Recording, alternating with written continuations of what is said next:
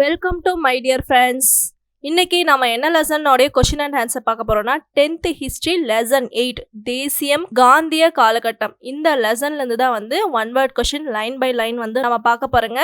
இதில் வந்து கிட்டத்தட்ட ஒரு 140 கொஷின்ஸ் வந்து எடுத்திருக்கேன். இது வந்து நம்ம 2 பார்ட்டாக பார்த்துக்கலாம். ஓகேங்களா, 2 பார்ட்டு, அதாவது 70 கொஷின்ஸை வந்து நம்ம பார்த்துக்கலாம். ஏன்னா ஒரே டைமில் 140 கொஷின்ஸும் பார்க்கும்போது எனக்கும் டயர்ட் ஆகிடும், கேட்குற உங்களுக்கும் டயர்ட் ஆகிடுவீங்க. ஸோ நம்ம வந்து 70 பார்ட் 1 பார்ட் 2 அப்படின்றத பார்க்கலாம். ஓகேங்களா, அதுக்கு முன்னாடி இந்த சேனலை சப்ஸ்கிரைப் பண்ணாதவங்க சப்ஸ்கிரைப் பண்ணிக்கோங்க, பெல் பட்டனையும் கிளிக் பண்ணிக்கோங்க. அது இல்லாமல் இந்த லெசன் வந்து நீங்கள் ஒன் வேர்ட் கொஷின்ஸ் பார்க்கறதுக்கு முன்னாடி இந்த லெசனை கம்ப்ளீட்டாக படிச்சுங்க. இது ஷார்ட் நோட்ஸ், அதாவது ஷார்ட் நோட்ஸ் வித் லெசன் வந்து கீழே டிஸ்கிரிப்ஷனில் வீடியோவாக வந்து கொடுத்துருக்கேன். அதில் வந்து பார்ட் 1 பார்ட் 2 அப்படின்னு சொல்லிட்டு 4 பார்ட்ஸ் இருக்குது. அதையும் நீங்கள் படித்து முடிச்சுட்டு அதுக்கப்புறம் நீங்கள் இதுக்கு வந்தீங்க அப்படின்னா கண்டிப்பாக உங்களுக்கு ரொம்ப யூஸ்ஃபுல்லாக இருக்கும். ஃபர்ஸ்ட் ஒன், தென்னாப்பிரிக்காவில் வாழ்ந்த இந்தியர்களின் சமூக உரிமைகளுக்காக போராடியவர். தென்னாப்பிரிக்காவில் வாழ்ந்த இந்தியர்களுடைய சமூக உரிமைகளுக்காக போராடியவர் யாருன்னா காந்தியடிகள். இவர் வந்து காந்தி வந்து தென்னாப்பிரிக்காவிலேருந்து தானே வந்திருப்பாரு. ஸோ அங்கே இருக்க இந்தியர்களுக்காக போராடி இருந்திருக்காரு. செகண்ட் ஒன், காந்தியடிகள் தென்னாப்பிரிக்காவில் எத்தனை ஆண்டுகள் அங்கு வாழ்ந்த இந்தியர்களுக்காக போராடினார் அப்படின்னா 20 வருஷம் வந்து தென்னாப்பிரிக்காவில் அங்கே வாழ்ந்த இந்தியர்களுக்காக போராடி இருந்திருக்காரு.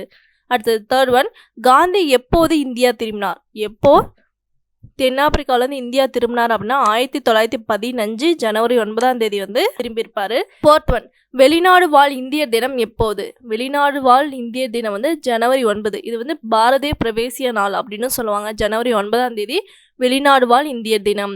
5வது கொஸ்டின், வெளிநாடு வாழ் இந்தியர் தினம் எப்போது இருந்து கடைபிடிக்கப்படுகிறது? அதாவது இந்த தினத்தை எப்போ இருந்து கடைபிடிக்கிறாங்க அப்படின்னா 2003 கடைபிடிக்கிறாங்க. எதற்காக வெளிநாடு வாழ் இந்திய தினம் கொண்டாடப்படுகிறது அப்படின்னா காந்தி தென்னாப்பிரிக்காவில் இருந்து இந்தியா வந்த நாளை பாரதிய பிரவேசிய நாளாக, அதாவது ஜனவரி 9 தான் வந்து அவர் வருவார். ஸோ அந்த நாளை தான் வந்து பாரதிய பிரவேசிய நாளாக வந்து கொண்டாடுவாங்க.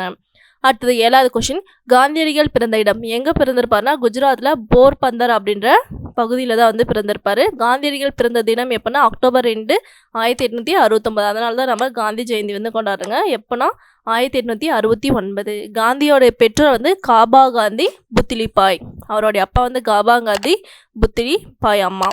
காந்தியினுடைய முழு பேர் என்னன்னா மோகன்தாஸ் கரம்சந்த் காந்தி. காந்தியோட மொழிபெயர் மோகன்தாஸ் கரம்சந்த் காந்தி. காந்தி பட்டம் பயில எங்கு சென்றார்? காந்தி வந்து பட்டம் பயிறதுக்கு, அதாவது இவரும் வந்து வக்கீல் தான் ஆகுவார். இவர் எங்கே போயிருப்பார்னா இங்கிலாந்து 1888 போயிருப்பார். ஓகேங்களா, இங்கிலாந்துக்கு 1888 போயிருப்பார். அடுத்தது, பிரிட்டிஷாரின் நீதி மற்றும் நியாய முறையில் நம்பிக்கை கொண்டவராக இருந்தவர். பிரிட்டிஷாரோடைய நீதி மற்றும் நியாய முறையில் நம்பிக்கை கொண்டவராக இருந்தவர் யாருன்னா காந்தியடிகள். அடுத்து 13வது, காந்தி தென்னாப்பிரிக்காவுக்கு சென்ற ஆண்டு. காந்தி எப்போ போயிருப்பாருன்னா 1893 ஏப்ரல் வந்து போயிருப்பார். அதே வந்தது வந்து 1915 வந்து வந்திருப்பார். அடுத்து 14வது, காந்தி முதன்முறையாக எங்கு இனவெறியை எதிர்கொண்டார்? காந்தி முதன்முறையாக எங்கு இனவெறியை எதிர்கொண்டார்னா தென்னாப்பிரிக்காவில் தான். காந்தி தென்னாப்பிரிக்காவில் எங்கு பயணம் செய்தபோது வலுக்கட்டாயமாக வெளியேற்றப்பட்டார்? பீட்டர் மாரிட்ஸ்பர்க் அப்படின்ற ரயில் நிலையத்திலிருந்து, அதாவது முதல் பெட்டியில் வந்து பயணம் செஞ்சுட்டு இருப்பாங்க. அந்த ரயில் நிலையம், அதாவது பீட்டர் மாரிட்ஸ்பர்க் அப்படின்ற ரயில் நிலையத்திலேருந்து வலுக்கட்டாயமாக வெளியேற்றப்பட்டிருப்பாங்க. இவர் வந்து டர்பன் டு பிரிட்டோ அப்படின்ற இடத்துக்கு வந்து போக வேண்டியதாக இருந்தது. ஆனால் பாதியிலே இறக்கி விட்டுருவாங்க. ஏன் அப்படின்னா அந்த டைமில் தென்னாப்பிரிக்காவில் இந்தியர்களை வந்து ஒரு கூலியாளாக தான் வந்து நினச்சிட்டு இருப்பாங்க. ஸோ அவர் வந்து முதல் பெட்டியில் வந்து பயணம் செஞ்சதுனால இறக்கி விட்டுருவாங்க. அடுத்தது 16வது கொஸ்டின், டிரான்ஸ்வாலில், அதாவது தென்னாப்பிரிக்காவில் இருக்கிற டிரான்ஸ்வாலில் அப்படின்ற இடம், ஓகேங்களா, அங்கே வசித்த இந்தியர்களுக்கு தலைவரி எவ்வளோ செலுத்தப்படுது? இப்போது இந்தியாவிலேருந்து தென்னாப்பிரிக்காவுக்கு போய் அங்கே வந்து வசித்து அங்கே வந்து வேலை செய்கிறாங்க இல்லையா, அந்த இந்தியர்களுக்கு தலைவரி வந்து 3 பவுண்டுகள் வந்து வாங்கினாங்களாம். ஓகேங்களா. அடுத்து 17வது, கடவுளின் அரசாங்கம் உன்னில் உள்ளது என்ற நூலின் ஆசிரியர். கடவுளின் அரசாங்கம் உன்னில் உள்ளது என்ற நூலின் ஆசிரியர் யாருன்னா டால்ஸ்டாய். இதே அன்டூ திஸ் வேர்ல்டு என்ற நூலின் ஆசிரியர் John Ruskin. Undo this world என்ற நூலின் ஆசிரியர் யாருன்னா ஜான் ரஸ்கின். சட்ட மறுப்பு என்ற நூலை எழுதியவர். சட்ட மறுப்பு என்ற நூலை எழுதியவர் தாரோ. அடுத்து 20வது கொஸ்டின், காந்தி யாரின் புத்தகத்தால் பெரிதும் ஈர்க்கப்பட்டார்? காந்தி யாரின் புத்தகத்தால் பெரிதும் ஈர்க்கப்பட்டார்னா டால்ஸ்டாய், ஜான் ரஸ்கின், தாரோ. இந்த மாதிரி வெளிநாட்டு அறிஞர்களுடைய புத்தகத்தால் ஈர்க்கப்பட்டிருப்பார். அடுத்தது 21வது கொஸ்டின், எந்த ஒப்பந்தத்தின்படி தென்னாப்பிரிக்காவில் ஒப்பந்த தொழிலாளர்கள் மீது விதிக்கப்பட்ட தலைவரி ரத்து செய்யப்பட்டது? முன்னே பார்த்தோன்னே 3 பவுன் வந்து தலைவரி வந்து கட்டணும் அப்படின்னு சொல்லிட்டு இது வந்து அதுக்கப்புறம் காந்தி வந்து அங்கேயே தென்னாப்பிரிக்காலே சத்தியாகிரகம் அந்த மாதிரி நிறைய விஷயங்கள் பண்ணி கடைசியில் வந்து ஒப்பந்த தொழிலாளர்கள் மீது விதிக்கப்பட்ட தலைவரியை வந்து ரத்து செஞ்சிருவார். எந்த ஒப்பந்தம்னா ஸ்மட்ஸ் காந்தியோடைய ஒப்பந்தம். ஓகேங்களா. அடுத்தது 22வது காந்தியினுடைய அரசியல் குரு கோபாலகிருஷ்ண கோகலே. யாரு? கோகலே தான் வந்து அவருடைய குரு. அடுத்து 23வது கொஸ்டின், இந்தியாவில் எங்கு தீன்காதியா முறை பின்பற்றப்பட்டது? இந்தியாவில் எங்கு தீன்காதியா முறை பின்பற்றப்பட்டதுன்னா பீகாரில் சாம்ரான் அப்படின்ற இடத்துல. தீன்காதியா முறை இந்தியாவில் எங்கன்னா பீகாரில் சாம்ரான். இந்திய விவசாயிகள் தங்களின் நிலத்தில் எவ்வளவு பங்கு அவுரி செடி நட வேண்டும் என வற்புறுத்தினார். யாருன்னா பிரிட்டிஷ்காரங்க வந்து பிரிட்டிஷ் அந்த கம்பெனி ஆட்சிக்காரங்க வந்து வற்புறுத்தி நிற்பாங்க. எவ்வளோனா 20 பங்கு நிலத்தில் 3 பங்கு. ஓகேங்களா. 20ல் 3 பங்கு நிலத்தை வந்து அவுரி செடி வந்து நடணும் அப்படின்னு சொல்லியிருப்பாங்க. அவுரி செடி என்பது என்ன அப்படின்னா இண்டிகோ எனப்படும் சாயங்கள் தயாரிக்க. இப்போ தான் வந்து செயற்கை சாயங்கள் இருக்குது. அப்போல்லாம் வந்து செடியை வந்து வளர வச்சு அதுலேருந்து தான் வந்து இயற்கை சாயத்தை வந்து கொண்டு வருவாங்க இண்டிகோ அப்படின்னு சொல்லிட்டு. அதுக்கு தேவையான செடி எதுனா அவுரி செடி. ஓகேங்களா. எந்த இயக்கத்திற்கு நாடு முதலாக செயல்முறை பாடத்தை கற்றுக்கொண்டதாக காந்தியடிகள் கூறினார்? எந்த இயக்கத்திற்கு நாடு முதலாக, அதாவது ஒத்துழையாமை இயக்கம். ஓகேங்களா. ஒத்துழையாமை இயக்கத்திற்கு முதலாக முன்னாடியே வந்து செயல்முறை பாடத்தை கற்றுக்கிட்டாங்க அப்படின்னு சொன்னவர் வந்து காந்தி. அடுத்து 27வது கொஸ்டின், காந்தியடிகளை சாம்ரானுக்கு வருகை புரியுமாறு கூறியவர்? காந்தியடிகளை காந்தி தானே அங்கே போயிட்டு சாம்ரானில் போயிட்டு இந்த ப்ராப்ளத்தை வந்து சால்வ் பண்ணி கொடுப்பாங்க. அந்த சாம்ரானுக்கு காந்தியடிகளை வர வச்சவர் யார் அப்படின்னா ராஜ்குமார் சுக்லா. தீன்காதியா முறை யாரின் முயற்சியால் ரத்து செய்யப்பட்டது? தீன்காதியா முறை யாரின் முயற்சியால்னா காந்தியடிகள். அலகாபாத் மில் வேலை நிறுத்தம் எப்போது நடைபெற்றது? அலகாபாத் மில் வேலை நிறுத்தம் எப்போனா 1918. இது கேதா சத்தியாகிரகம் நடைபெற்ற ஆண்டு. 1918. அடுத்தது, பிடி உத்தரவு இல்லாமல் கைது நடவடிக்கை, விசாரணை இல்லாமல் சிறையில் அடைப்பது போன்ற சட்டம் எந்த சட்டத்தில் கொண்டு வரப்பட்டது? பிடி உத்தரவு, அதாவது வாரண்ட் இல்லாமல் கைது செய்யலாம், விசாரணை இல்லாமல் சிறையில் அடைக்கலாம், இந்த மாதிரி சட்டத்தை எந்த சட்டத்தில் கொண்டு வரப்பட்டாங்கன்னா 1919 ரவுலட் சட்டம். அடுத்தது 32வது கொஸ்டின், ரவுலட் சட்டத்தை இந்திய மக்கள் எவ்வாறு அழைத்தனர்? கருப்பு சட்டம். அடுத்து 33வது, காந்தியடிகள் ரவுலட் சட்டத்தை எதிர்த்து சத்தியாகிரக போராட்டத்துக்கு எப்போது அழைப்பு விடுத்தார்? இந்த ரவுலட் சட்டத்தை எதிர்த்து எப்போ அழைப்பு விடுக்கிறார்னா 1919 ஏப்ரல் 6ஆம் தேதி. ரவுலட் சத்தியாகிரகத்துக்கு தலைமையேற்ற பஞ்சாபை சேர்ந்தவர்கள் யார் அப்படின்னா சைபுதீன் கிச்லு, டாக்டர் சத்யபால் 2 பேரும் வந்து ரவுலட் சத்தியாகிரகத்துக்கு பஞ்சாப்ல வந்து தலைமையேற்றிருந்திருப்பாங்க. பைசாகி திருநாள் அப்படின்றது சீக்கியர்களின் அறுவடை திருநாள். சீக்கியர்களுடைய அறுவடை திருநாள். ஜாலியன் வாலாபாக் படுகொலை நடைபெற்ற இடம் மற்றும் நாள். எங்கன்னா அமிர்தசரஸில் 1919 ஏப்ரல் 13ஆம் தேதி. ஓகேங்களா. ஏப்ரல் 13ஆம் தேதி நடந்தது. ஜாலியன் வாலாபாக் படுகொலையின் காரணமானவர், அந்த படுகொலைக்கு காரணமானவர் யாருன்னா ஜெனரல் ரெஜினல்ட் டயர்டு. அடுத்தது 38வது, ஜாலியன் வாலாபாக் படுகொலையை எதிர்த்து தாகூர் எப்பட்டத்தை திறந்தார்? ரவீந்திரநாத் தாகூர் வந்து எந்த பட்டத்தை திறந்திருப்பார்னா நைட்வுட் பட்டம், வீர திருமகன் அப்படின்னு சொல்கிற நைட்வுட் பட்டத்தை திறந்துடுவார். கிலாபத் இயக்கம் எதற்காக உருவாக்கப்பட்டது? எதற்காக அப்படின்னா முதல் உலகப் போரில் துருக்கி கலிப்பா அவமானப்படுத்தப்பட்டதால். முதல் உலகப் போர், அதாவது துருக்கியினுடைய ஹெட்டு, ஓகேங்களா, யாருன்னா கலிப்பா. அதில் வந்து கலிப்பாவை வந்து தோக்கடிச்சு அவமானப்படுத்திடுவாங்க. ஸோ அந்த வந்து ஈடுகட்டும் விதமாக வந்து எல்லா இடத்துலையும் கிலாபத் இயக்கத்தை கொண்டு வருவாங்க. அடுத்தது 40வது கொஸ்டின், இந்தியாவில் கிலாபத் இயக்கத்தை உருவாக்கியவர்கள். இந்தியாவில் யார் உருவாக்கியிருப்பாங்கன்னா அலி சகோதரர்கள், மௌலானா முகமது அலி மற்றும் மௌலானா சௌகத் அலி. இவங்க 2 பேரும் வந்து கொண்டு வந்திருப்பாங்க. எந்த இயக்கத்தை காந்தியடிகள் இந்து முஸ்லீமை இணைக்க ஒரு வாய்ப்பாக கருதினர்? கிலாபத் இயக்கம் யார் இருப்பாங்க? அதிகமாக முஸ்லீம்ஸ் தான் இருப்பாங்க. ஹிந்துவையும் முஸ்லீமையும் இணைக்கிறது இது ஒரு வாய்ப்பு. இந்த கிலாபத் இயக்கம் வந்து நம்மோடு சேர்ந்துச்சு அப்படின்னா இது வந்து நல்ல ஒரு பெரிய புரட்சியாக மாறும் அப்படின்னு சொல்லிட்டு அவர் கிலாபத் இயக்கத்தை கருதுறாரு. அடுத்து 42வது, டில்லியில் நடைபெற்ற அகில இந்திய கிலாபத் இயக்க மாநாட்டிற்கு தலைமையேற்றவர். டில்லியில் நடைபெற்ற அகில இந்திய அந்த கிலாபத் இயக்கத்துக்கு இவர் தலைமையை ஏற்கிறார். யார்? காந்தி. அடுத்தது 43வது கொஷின், எப்போது கிளாபட் குழு கூட்டம் காந்தியடிகளின் அகிம்சை மற்றும் ஒத்துழையாமை இயக்கத்தை ஏற்றுக்கொண்டது? அந்த கிளாபட் குழு வந்து காந்தியடிகளுடைய அகிம்சை மற்றும் ஒத்துழையாமை இயக்கத்தை எப்போ ஏற்றுக்கொண்டதுன்னா 1920 ஜூன் 9ஆம் தேதி ஏற்றுக்கொண்டுச்சு.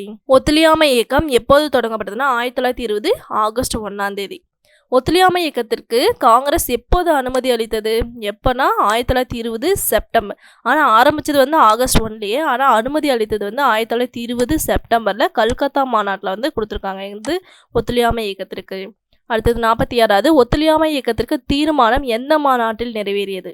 இது வந்து அனுமதி வழங்கியது செப்டம்பர் கல்கத்தா மாநாட்டில். ஓகேங்களா? இதே வந்து எப்போ தீர்மானம் நிறைவேறுதுன்னா நாக்பூர் மாநாடு அதே வருடம் 1920. ஓகேங்களா? அடுத்தது 47வது, சட்டப்பேரவை எந்த ஆண்டு சட்டத்தால் உருவாக்கப்பட்டது? சட்டப்பேரவை இருக்கு இல்லையா, அது எந்த ஆண்டு சட்டத்தால் உருவாக்கப்பட்டதுன்னா 1919ஆம் ஆண்டு சட்டம். காந்தி எங்கு வரிகுடா இயக்கத்தை தொடங்கி வைத்தார்னா பர்தோலியில் வந்து தொடங்கி வச்சிருப்பாரு. எப்போனா பிப்ரவரி 1922. சௌரி சௌரா சம்பவம் நடைபெற்ற நாள். சௌரி சௌரா சம்பவம் நடைபெற்ற நாள் வந்து 1922 அதே பிப்ரவரி மாதம் உத்தரப்பிரதேசத்தில் சௌரி சௌரா அப்படின்ற இடத்துல வந்து இந்த சம்பவம் வந்து நடைபெற்றிருக்கும்.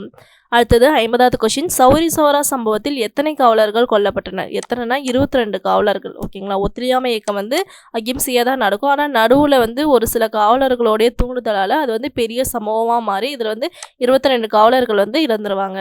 அடுத்தது 51வது, ஒத்துழையாமை இயக்கத்திற்கு பிறகு காங்கிரஸ் எவ்வாறு பிரிந்தது? ஒத்துழையாமை இயக்கம் ஆல்ரெடி வந்து காந்தி வந்து அகிம்சை தானே முக்கியமாக ஒரு விஷயத்தை வந்து கொண்டு வந்திருப்பார். ஆனால் இந்த சௌரி சௌரா சம்பவத்தில் வந்து 22 காவலர்கள் இறந்ததுனால ஒத்துழையாமை இயக்கத்தை இவர் வந்து வாபஸ் வாங்கியிருப்பார். ஓகேங்களா? இது வந்து நடத்த மாட்டார். அதுக்கப்புறம் காந்தி வந்து ஜெயிலுக்கு போயிடுவார். அதுக்கப்புறம் காந்தி இல்லாதனால அந்த காங்கிரஸ் கட்சி வந்து 2ஆக பிரியும். என்னென்னா மாற்றத்தை விரும்புவோர் சங்கம், இன்னொன்று மாற்றத்தை விரும்பாதவர் அப்படின்னு சொல்லிட்டு. மாற்றத்தை விரும்புவார் அப்படின்னா நாம் சட்டமன்றத்துக்கு போய் அங்கே ஏதாவது மாற்றத்தை பண்ணணும் அப்படின்னு சொல்லிட்டு நினைப்பாங்க. இதே மாற்றத்தை விரும்பாதவங்க அப்படின்னா இல்லை நம்ம ஒத்துழையாமை இயக்கத்தை வந்து கடைபிடிக்கணும் அப்படின்னு சொல்லிட்டு சொல்லுவாங்க. அடுத்தது 52வது, சட்டப்பேரவையில் நுழைய விரும்பியவர்கள் யார்னா மோதிலால் நேரு, சிஆர் தாஸும். சட்டப்பேரவையில் நுழைய விரும்பியவர்கள் யார்னா மோதிலால் நேரு, சிஆர் தாஸ். சுயராஜ்ய கட்சி எப்போது துவங்கப்பட்டது? அவங்க வந்து காங்கிரஸ்லேருந்து வந்துட்டு அதுக்கப்புறம் என்ன பண்ணுவாங்கன்னா சுயராஜ்ய கட்சி வந்து உருவாக்குவாங்க. 1923 ஜனவரி 1ஆம் தேதி வந்து சுயராஜ்ய கட்சியை உருவாக்குவாங்க. சுயராஜ்ய கட்சியை உருவாக்கியவர்கள் யாருன்னா மோதிலால் நேரு, சிஆர் தாஸும் தான். சிஆர் தாஸ் எப்போ மறைந்துருவார் அப்படின்னா 1925 23 ஸ்டார்ட் பண்ணுறாங்க. 25 சிஆர் தாஸ் இறந்ததுனால அந்த கட்சி வந்து சுயராஜ்ய கட்சி வலுவிழந்து போயிடும். அதனால் சுயராஜ்ய கட்சி சட்டப்பேரவையிலிருந்து எப்போது விலகி கொண்டதுன்னா 1926. 25 இறந்துட்டு 26 அந்த சட்டப்பேரவையிலேருந்து விலகி கொள்கிறாங்க. யார்? சுயராஜ்ய கட்சி. அடுத்தது 57வது கொஷின், இரட்டை ஆட்சி முறை எப்போது அறிமுகம் செய்யப்பட்டது? இரட்டை ஆட்சி முறை வந்து 1919 வந்து அறிமுகம் செஞ்சுருக்காங்க. இரட்டை ஆட்சி முறை எப்போது முடிவுக்கு வந்தது? அறிமுகம் செஞ்சது 1919 ஆண்டு சட்டம். இதே முடிவுக்கு வந்தது 1935 ஆண்டு சட்டம். ஓகேங்களா? 1935ஆம் ஆண்டு சட்டத்தில் முடிவுக்கு வந்தது. உங்கள் மாவட்டங்களுக்கு செல்லுங்கள், கதர், இந்து முஸ்லீம் ஒற்றுமை, தீண்டாமை ஒழிப்பு ஆகியன பற்றி செய்திகளை பரப்புங்கள் என கூறியவர் யாருன்னா காந்தி.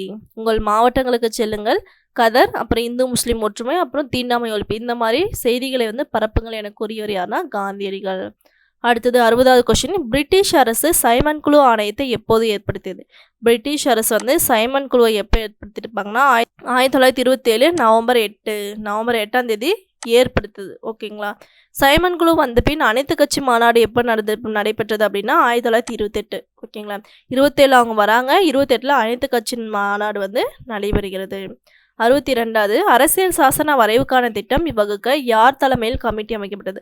அரசியல் சாசன வரைவுக்கான திட்டம். ஓகேங்களா? சைமன் குழு வந்ததுக்கப்புறம் அரசியல் சாசன வரைவுக்கான திட்டம் வந்து யார் தலைமையில் அமைச்சிருப்பாங்கன்னா மோதிலால் நேருடைய தலைமையில். நேரு அறிக்கையில், அதாவது மோதிலால் நேரு இருக்கார் இல்லையா, அவருடைய நேம்லே நேரு அறிக்கைன்னு சொல்லிட்டு ஒன்று கொடுக்குறாங்க. நேரு அறிக்கையில் கொடுக்கப்பட்ட நிபந்தனை என்னென்னா டொமினியன் என்ற தன்னாட்சி பகுதி வேண்டும் அப்படின்னு சொல்லிட்டு ஃபஸ்ட்டு நிபந்தனையாக வந்து சொல்லுவாங்க. அடுத்தது 64வது, எந்த மாநாட்டில் சுதந்திரம் என்பது இலக்காக அறிவிக்கப்பட்டது? எந்த மாநாட்டில் சுதந்திரம் தான் எங்களுடைய இலக்கு, டொமினியன் அந்தஸ்தெல்லாம் கிடையாது அப்படின்னு சொல்லிட்டு எப்போ மாறுறாங்கன்னா லாகூர் மாநாடு 1929 டிசம்பர் மாதம் லாகூர் மாநாட்டில் தான் வந்து அறிவிக்கிறாங்க. 65வது, நேரு சுதந்திர திருநாளாக எப்போது அறிவித்தார் அப்படின்னா 1930 ஜனவரி 26 சுதந்திர திருநாளை வந்து அறிவிக்கிறாரு. இந்த தினத்தை வந்து ஞாபகப்படுத்தும் விதமாக தான் வந்து ஜனவரி 26, 1950 வந்து குடியரசு தினமாக நாம் வந்து கொண்டாடிட்டு வரோம். அடுத்தது 66வது, உப்பு சத்தியாகிரகத்தின் போது அரசு பிரதிநிதியாக இருந்தவர். உப்பு சத்தியாகிரகம் நடக்குது இல்லையா, அப்போ அரசு பிரதிநிதியாக இருந்தவர் யார் அப்படின்னா இர்வின் பிரபு தான் வந்து இருந்திருக்காரு. அடுத்தது 67வது, பெண்கள் உட்பட அனைத்து பிரிவு மக்களும் பங்கேற்ற மக்கள் இயக்கம். பெண்கள் உட்பட அனைத்து பிரிவு மக்களும் பங்கேற்ற மக்கள் இயக்கம் எதுனா சட்ட மறுப்பு இயக்கம் தான். காந்தியடிகள் தனது உப்பு சத்தியாகிரகத்தை எங்கு தொடங்கி எங்கு முடித்தார்? சபர்மதி ஆசிரமத்திலிருந்து தண்டி கடற்கரையில் வந்து முடிச்சிருப்பாரு. எப்போனா 1930 மார்ச் 12 வந்து ஸ்டார்ட் பண்ணியிருப்பாரு. ஏப்ரல் 5 வந்து முடிச்சிருப்பாரு. மார்ச் 12 ஸ்டார்ட் பண்ணி ஏப்ரல் 5 வந்து முடிச்சிருந்திருப்பாரு. தமிழ்நாட்டில் உப்பு சத்தியாகிரகத்தை தலைமையேற்று நடத்தியவர் யாருன்னா சி ராஜாஜி. தமிழ்நாட்டில் உப்பு சத்தியாகிரகத்தை தலைமையேற்று நடத்தியவர் சி ராஜாஜி. அடுத்தது 70வது கொஸ்டின், வடமேற்கு மாகாணத்தில் உப்பு சத்தியாகிரகத்துக்கு தலைமையேற்று நடத்தியவர். வடமேற்கு மாகாணத்தில் உப்பு சத்தியாகிரகத்துக்கு தலைமையேற்று நடத்தியவர் யாருன்னா கான் அப்துல் காபர் கான். ஓகேங்களா, இதோடு நம்ம இந்த வீடியோ வந்து முடிச்சுக்கலாம். நெக்ஸ்ட்டில் வந்து 71லேருந்து 140 வரைக்கும் பார்க்கலாம். ஓகேங்களா, இந்த வீடியோ பிடிச்சதுன்னா லைக் பண்ணுங்கள், ஷேர் பண்ணுங்கள், சாமு TNPSC சப்ஸ்கிரைப் பண்ணுங்கள். தேங்க்யூ.